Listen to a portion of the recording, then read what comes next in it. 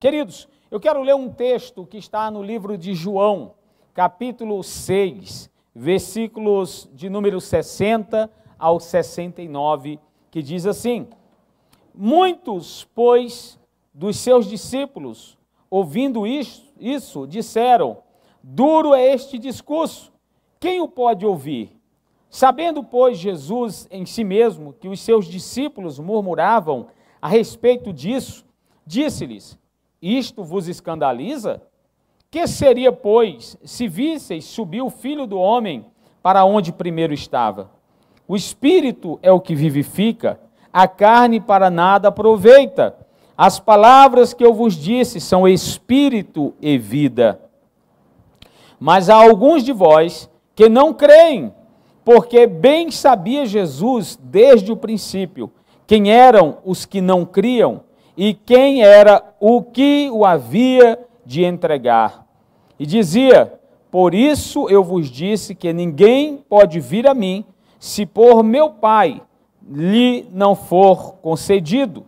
Desde então, muitos dos seus discípulos tornaram atrás e já não andavam com ele. Então disse Jesus aos 12: Quereis vós também retirar-vos? Respondeu-lhe, pois, Simão Pedro: Senhor, para quem iremos nós?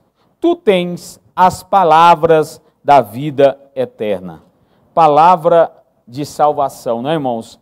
Que bênção, que poder nesta palavra. Se você ler todo o capítulo 6, você encontra Jesus realizando o milagre da multiplicação dos pães e dos peixes.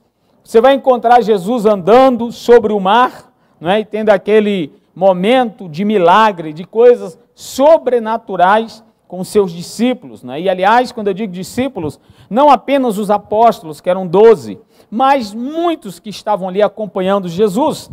E você encontra Jesus fazendo um discurso dentro da sinagoga de Cafarnaum, dizendo que ele era o pão da vida.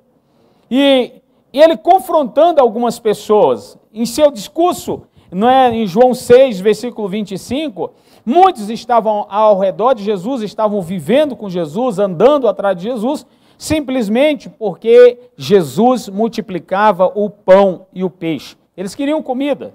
Jesus nunca rechaçou ninguém por isso. Aliás, todos nós, não é, na grande maioria esmagadora das vezes, nos aproximamos de Deus porque nós temos algumas questões, nós temos alguns pedidos, nós temos problemas. E isso não é errado, não é? Jesus se preocupa, ele quer, não é? Ele tem vontade de se revelar ao homem e de trazer cura às nossas vidas. Ele quer trazer cura agora à sua casa, à sua vida, não é? Ele quer trazer direção para você a partir de amanhã, você que não sabe o que fazer. Ele quer trazer o milagre que você precisa. Então ele vem nesse embate, mas aqui ele dá uma palavra forte. Ele diz que aqueles homens estavam procurando, estavam andando atrás dele, porque eles queriam apenas do pão, mas eles não estavam buscando os sinais corretos. E eles dizem: mas que sinais são esses? Nós não precisamos de sinal. O Senhor é o quê? Eu sou o pão da vida. E eles ficaram chateados. Eles disseram: olha, os nossos pais comeram o pão vindo do céu. É esse pão que o Senhor está dizendo? E Jesus disse: não, esse pão aí, ele passou, ele apodrecia lá no chão. Mas eu sou o pão vivo que desceu do céu. E aí Jesus começa ensinando isso dentro da sinagoga. E logo alguns dos judeus começaram a murmurar, não é? Porque ele havia dito que era o pão vivo que desceu do céu. E eles disputavam com Jesus, não é?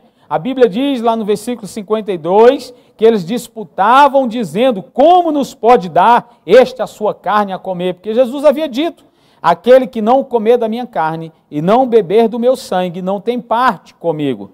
Jesus estava falando da obra mais profunda de intimidade que um homem pode ter. E hoje nós comemoramos isso quando nós tomamos a Santa Ceia. Por isso que você que está me ouvindo não pode ficar de fora nesse processo, porque você se lembra do que Jesus disse, né? Comendo a minha carne e bebendo do meu sangue. Lá está a representatividade mais profunda na vida de um cristão, está exatamente no processo de ceia, quando ele ceia, lembrando-se que Jesus morreu para nos dar o seu corpo. O corpo dele está em nós. A vida dele está em nós, o sangue dele está em nosso sangue. E aí, meu querido, isso produz salvação. Mas quando Jesus disse isso, a Bíblia diz que os judeus ficaram muito enraivados, não é? E arrumaram muitas discussões e disputavam ainda acerca de tudo isso que Jesus estava dizendo. De modo que, quando Jesus acabou de dar esse discurso do pão vivo que desceu do céu, referindo-se a si mesmo, a Bíblia diz que muitos discípulos, não é, que estavam ouvindo, disseram assim: duro é este discurso para poder ouvir. E eles não gostaram da palavra de Jesus, eles não gostaram da pregação de Jesus. E eles saíram de perto de Jesus, eles abandonaram a Jesus. E muitas vezes na vida nós também temos essas atitudes. Às vezes a gente ouve palavras que nós precisávamos ouvir e a gente não gosta, não é? E aliás a gente muitas vezes fica enraivado e chateados com aqueles que estão nos dando essa palavra. Começa dentro de casa. Quantos adolescentes ficam chateados com a mãe, com o pai, porque eles dizem: vai estudar, muda de vida, acaba com esse pensamento, você não pode fazer. E aquela criança, aquela adolescente fica chateado. Você sabia que muitas vezes nós fazemos isso também com Deus, não é? Nós entramos nas nossas crises, nos nossos dilemas, e a gente diz: eu não estou gostando. E a gente muitas vezes, às vezes até muda de lugar, porque a gente não gosta do confronto, a gente só gosta muito do conforto. Tem muitas pessoas hoje em dia, eles trocam o confronto pelo conforto. Então eles dizem: esta palavra hoje à noite foi muito dura, esse pastor falou algo que eu não gostei, que mexeu com a minha família, que mexeu com a minha fé, quer saber, eu vou embora para aquele outro lugar, porque lá eles falam somente o que eu gosto de ouvir. E muitas vezes as pessoas não dizem isso com a boca, mas elas dizem isso com as atitudes, não é? Silenciosas, birrentas, caladas, moribundas, meditabundas, olhando para cima dizem: ah, eu não gostei disso que estão fazendo comigo. E simplesmente saem, porque isso é a natureza humana em ação. Todos os dias eu e você precisamos pegar a nossa alma recheadas de vontades e emoções e crucificá-la aos pés da cruz de Cristo. Mas eu estou passando essa introdução para você, para dizer que Jesus, na sua sabedoria e infinita graça, Ele nos permite passar por crises. O que aconteceu com esses discípulos aqui em João 6, foi que Jesus os colocou em crise. Jesus já sabia de todas as coisas, mas Ele precisava gerar uma crise, para que aqueles próprios discípulos descobrissem quem eles realmente eram. Não é? Então, na vida, meu irmão, a gente não só passa por bonança, Deus permite crises. Ninguém que está me ouvindo aqui pode bater no peito dizendo: a minha vida sempre foi e até hoje um mar de rosas. Não. Todos nós passamos por crises, todos nós passamos por problemas, todos nós enfrentamos, não é, ditames gigantes, não é? Todos nós encaramos algum desafio na vida. Então nós entendemos que na vida não só temos momentos de bonança, temos momentos de tempestades, de crises, não é? Nós temos momentos dificultosos, e é por isso que o sábio lá em Eclesiastes 3 diz que há tempo para todas as coisas debaixo do sol. Há tempo, inclusive, para abraçar e deixar de abraçar. Sabe o que a Bíblia mostra aqui para nós em João 6? Uma das maiores crises que os seus discípulos, os discípulos de Jesus, enfrentou. Uma das maiores crises na qual o próprio Deus, o próprio Jesus, permitiu que os seus discípulos que criam nele, que estavam com ele, passassem. E fora exatamente a crise do confronto da boca de Jesus, quando ele diz: muitos aqui, foram embora, acharam o meu discurso pesado, e vocês? O que vocês vão fazer? Outra crise. Ele colocou em crise a multidão e o pessoal foi embora. Ele colocou em crise aqueles mais próximos, os apóstolos, e eles entraram realmente em crise. Somente um, não é, se levantou, o chamado Simão Pedro, cheio de astúcia, temperamento, não é, sanguíneo, e ele disse: Senhor, para quem?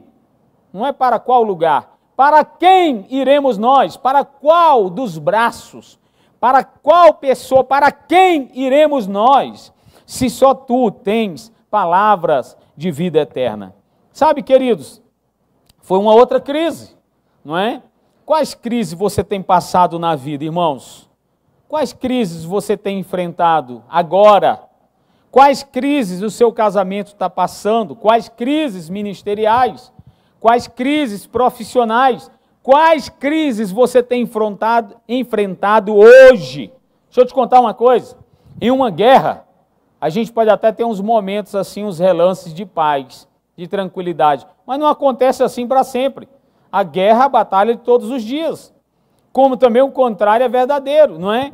Nem sempre eu vou estar só em bonança. Eu vou ter momentos também de guerra, de aflições, de enfrentamentos.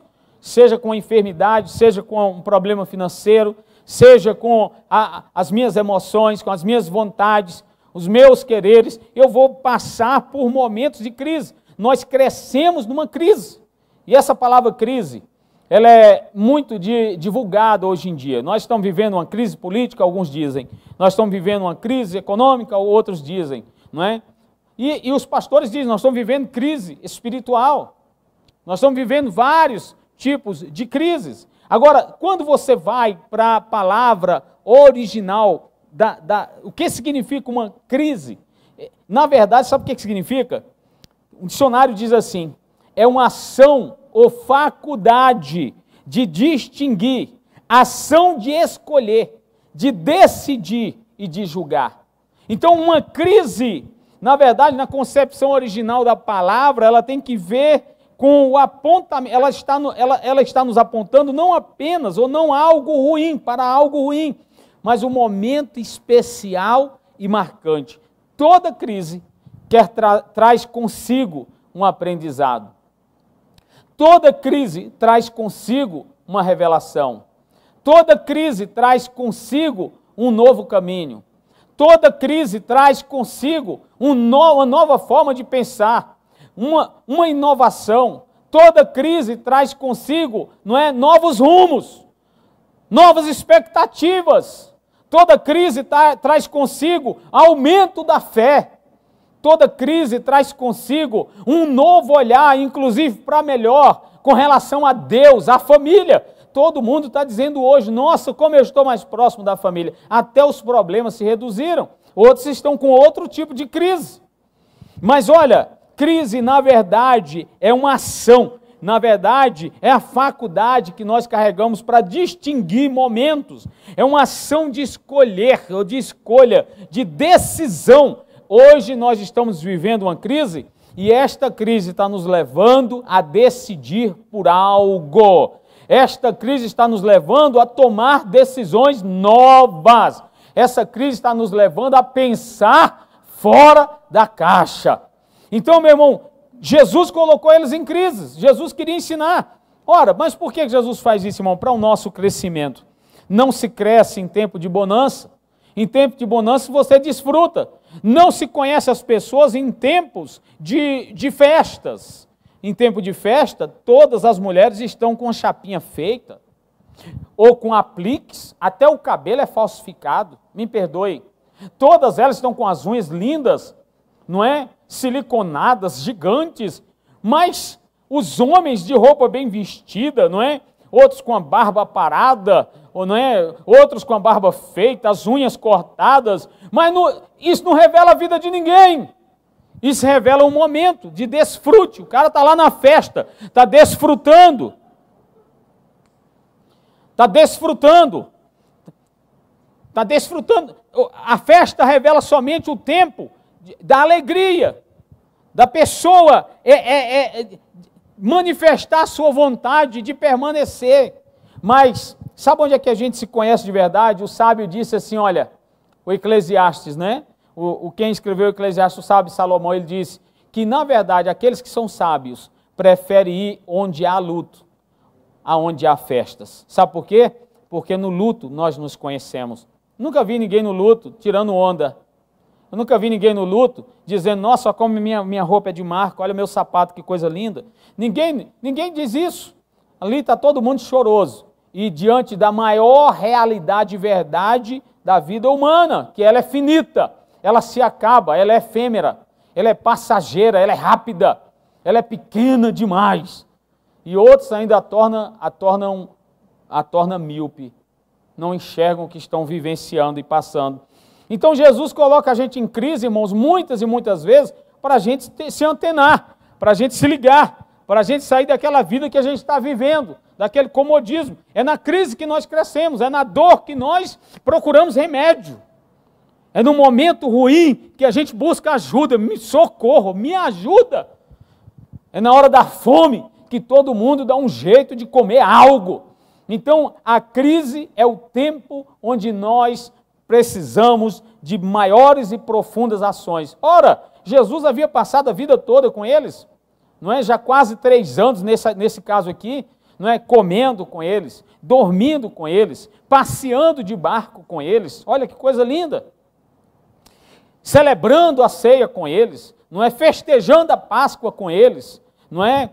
Vivenciando multiplicações, milagres, expulsão de demônios. Aí Jesus chega já para perto do final do seu ministério, Jesus cria, né, estabelece uma situação onde uma crise vem sobre a vida dos discípulos e a decisão deles fora, sabe qual? De se afastar de Jesus. E Jesus olha para os apóstolos e fala, e vocês? Vocês vão ficar até quando? Vocês querem ir embora também? Eu não estou preocupado se vocês vão embora, eu estou preocupado se vocês estão sendo transformados de dentro para fora. Eu não estou preocupado se discípulos estão ficando ou se estão indo embora, se a igreja está cheia ou vazia. Eu estou preocupado se aqueles que estão lá são igreja, porque há muitos que estão na igreja, mas não são igreja. Muitos que estão vivenciando aquele tempo, mas não são, Jesus não conhece. Há muitos que inclusive estão utilizando do nome de igreja e de pastor para enganar a igreja. E naquele grande dia, Mateus 24, Jesus vai chegar e dizer, olha, apartai-vos de mim porque eu não vos conheço. Irmãos, então isso é muito sério. A crise está aí para estabelecer um tempo de revelação profunda. Então, muitas pessoas na Bíblia não é, passaram e vivenciaram esse tempo de crise. Jó perdeu tudo, mas foi em cima daquele tudo que Jó descobriu quem era Deus. Ele diz no finalzinho lá do livro de Jó, ele fala, meus olhos, eu te conhecia somente de ouvir falar, mas hoje os meus olhos te veem. Jó veio ter a profundidade da revelação, da presença de Deus, quando ele perdeu tudo. A maior crise na vida de um homem. Só não perdeu a mulher, porque afinal de contas tinha uma aliança com ele até a morte. Ela chega a dizer, amaldiçoa teu Deus e morre, mas a mulher não morreu. Então, mas o resto ele perdeu, e Deus depois lhe deu, irmãos, assustadoramente mais. A viúva de Sarepta, lá em 1 Reis 17:12, com Elias, onde Elias chega para lá, para ela, e diz assim, olha, me faz aí um bolo para eu comer. Ela chega a dizer, sabe o quê? Eu só tenho um punhado de farinha e eu vou fazer esse bolo para comer com meu filho, profeta, e depois morrermos. Olha que crise! Ela já tinha desesperançado da vida. E Elias libera uma palavra profética e diz, não, pode fazer, eu vou comer e nunca mais vai faltar azeite na tua botija. Davi passou por diversas crises em casa, dentro, no meio da sua família, com o filho, com a esposa, com as decisões erradas do seu reino, com crises políticas.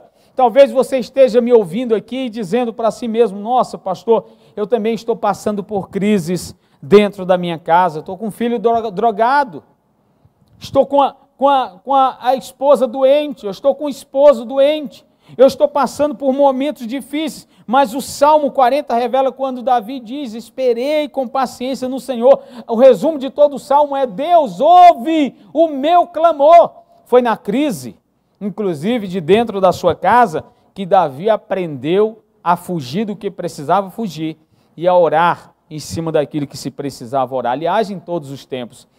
Uma mulher das mulheres dos filhos dos profetas, lá em 2 Reis 4:1, Eliseu, um outro profeta, chega e ela diz, olha, as coisas estão boas, mas o meu marido morreu, sabe, a minha vida está ruim, meu filho morreu. E ele era teu servo, e ele era um homem de Deus, ele te servia.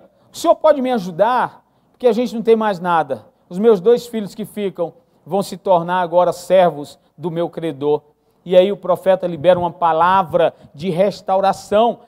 Foi naquele momento que ela descobriu quem realmente era o Senhor na vida dela. Havia uma palavra sobre a vida dela, mas foi naquele momento, irmãos, que ela experimentou o maior milagre da sua vida e existência. Então o problema não é passar por crise. O problema é como nós respondemos às crises. Este é que é o problema. Como é que você responde às crises que você passa? Eu já vi pessoas falarem assim: Deus não existe. Se Deus existisse, Ele não permitiria acontecer isso comigo. E nunca mais nem aparece diante dele. Os discípulos fizeram isso, abandonaram Jesus e foram embora. A crise, meu irmão, né? O problema não é você passar por ela. O problema é como você responde a essas crises. Os discípulos foram embora, porque eles preferiram o conforto o confronto. Jonas, um grande profeta da Bíblia, Deus libera uma palavra sobre ele, então ele deveria ir para uma cidade, foi para outra teimosamente, desobedientemente. No meio do caminho ele tem uma experiência sobrenatural, foi engolido, ele disse: eu sou o culpado, eu sou o cara mesmo, estou desobediente, me joga fora. Não adianta jogar as coisas, jogue a mim, porque eu que sou o culpado. E naquele momento um peixe vem e engole, passa 3 dias e 3 noites no ventre de um peixe que escapou. E nós cremos nesta palavra pela fé, milagrosamente. O peixe o vomita na areia da praia para onde ele deveria ter ido inicialmente.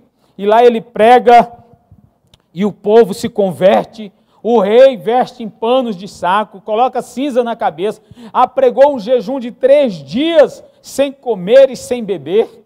O povo se humilha. Mas sabe o que Jonas faz, irmãos? Ele fica chateado. E no meio da crise ele ficou chateado com Deus, porque ele queria, e a pregação fora que Deus iria destruir aquela terra dos ninivitas. Então Jonas, não obstante ter passado por grandes momentos, a Bíblia diz, e é inclusive sobrenatural, e a Bíblia diz que ele tem esse tempo de crise e ele se chateia com Deus. Como é a tua reação? O apóstolo Paulo, um homem que passou por muitas e muitas crises, em Atos 27, no versículo 1 em diante, você pode ler todo aí na sua casa, na verdade, conta uma história, quando Paulo estava preso em Cesareia, por causa do Evangelho, ele apela para um recurso lá em Roma, porque ele também era cidadão romano. E quando ele estava sendo transportado de barco, aliás, já colocado no segundo barco, não é? Indo para Roma, para ser julgado lá pelas leis romanas, a Bíblia diz que houve uma grande tempestade. E naquele momento das tempestades chegou um tempo em que eles ficaram paralisados. Atos 27, versículo 15 a 17, diz assim, olha, e nós ficamos à deriva. Sabe o que é isso? Não, sendo levado pelo vento e pelas águas. A gente não sabia o que ia acontecer. Uma outra coisa que acontece no meio da crise aqui na vida de Paulo é que ele diz, nós podemos desistir de coisas importantes. Eles caíram o semblante de tal forma que disseram para si mesmos, nós vamos morrer, nós estamos acabados, não existe mais como permanecer, não é? E no versículo 20 diz que eles perderam a esperança. Finalmente, a Bíblia diz, perdemos toda a esperança. Sabe o que isso mostra? Que a crise, se nós vacilarmos, nós ficaremos paralisados com ela. Diante da crise, muitas pessoas se paralisam, não sabem o que fazer e ficam, nem ajuda buscam. Outros desistem de coisas importantes. Eu não vou mais nem orar, eu não quero mais nem conversa, eu não quero chegar mais... Irmão, desistem de coisas importantes na sua vida. Outros, diante da crise, se desesperam. Afinal, ou finalmente, a esperança foi embora, perdemos toda a esperança. E aí, meu amigo, se você perde essas 3 expectativas no meio da crise, realmente você vai se tornar um barco à deriva. Olha, a crise ela revela muita coisa. Uma delas é que ela revela quem nós somos. Ela arranca de nós as máscaras. No meio da crise, não há como se ficar é como se estivesse enganando, não. A crise, ela revela pessoas, irmãos. Você só vai conhecer realmente as pessoas que estão ao seu redor no momento em que elas, junto com você, passarem por crise. Há pessoas que, no momento da crise, ela vai te abandonar.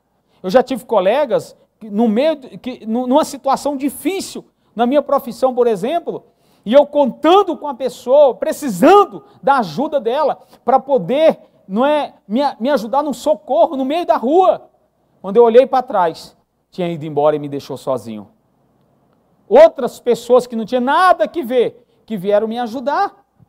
A crise revela pessoas. Às vezes quem está do seu lado abraçando, rindo, dando tapas e tal, e aquela coisa e tal, essa pessoa precisa ser provada na crise. Nós somos provados quando somos desafiados pelas crises. Eu já fui deixado por colegas de trabalho, por exemplo, no meio da maior dificuldade, da maior pandemia. Eu já fui abandonado por pessoas na hora que a gente mais precisava. Foram os que se levantaram dizendo, tchau, estou fora, no meio da crise. A crise, ela revela quem somos. A crise, ela arranca as nossas máscaras. Mas a crise também levanta amigos. A Bíblia fala lá em Provérbios, não é? Que há amigos, Provérbios 18, 24, há amigos que são mais chegados que irmãos. E é no tempo da crise também que Deus levanta pessoas como você para ajudar. Pessoas que estarão com a outra dizendo, olha, pode acontecer o que acontecer, nós estaremos juntos, nós venceremos, nós vamos passar por isso. E hoje nós queremos dizer para você que está ouvindo, nós queremos ser esse amigo na sua vida. Juntos nós queremos romper e vencer em o nome de Jesus. Juntos nós queremos romper em fé. Sabe, a crise revela também o nosso grau de intimidade com o Senhor.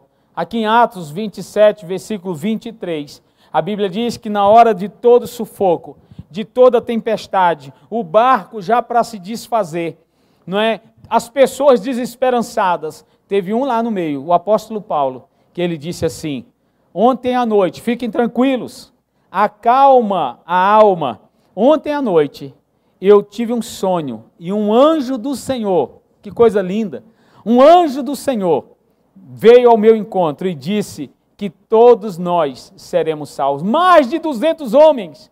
Ele disse, todos nós seremos salvos. Por quê? Porque a crise revela também o grau de intimidade que nós temos com o Senhor.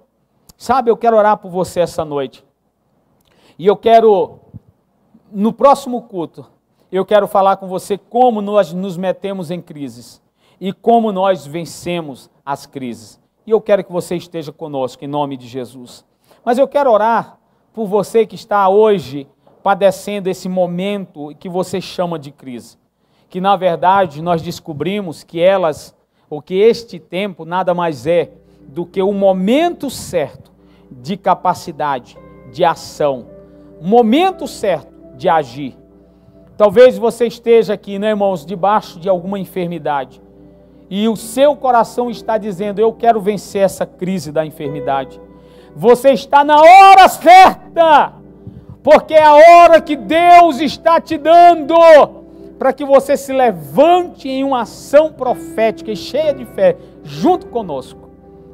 Os amigos que Deus tem levantado para te ajudar, os amigos que têm se revelado com você, para que este mal caia da tua vida. Qual a crise você tem vivido hoje, sabe? O problema não é você passar por elas. O problema é a resposta que você tem dado a este momento. Eu quero que você feche os seus olhos, se você puder. Feche os seus olhos. Abra as suas mãos. Eu quero orar com você. Pai querido e santo Deus, em Tua presença nos colocamos agora, Senhor. Eu sei que há um grito na garganta de muitos irmãos que estão ouvindo nesta terra, dizendo que estamos vivendo e padecendo crises. Mas eu quero te pedir nesta hora, Senhor, em nome de Jesus, que a Tua boa mão venha ao encontro dele agora, deste homem que está enfermo, desta mulher que está enferma. que a tua boa mão de provisão, a mão que sustenta, a mão que protege, a mão que direciona, venha agora ao encontro desta casa. Estabelece um tempo, Senhor, de ajuda para que possamos sair dessas crises. O Senhor permite que elas venham, mas o Senhor não permite elas permanecerem. Nós sabemos disso. É por isso que nós estamos clamando agora. Nós queremos crescer com elas. Nós queremos tomar as atitudes com elas, corretas. Nos ajuda a tomar as decisões corretas. Nos ajuda a dar as respostas corretas ao Senhor.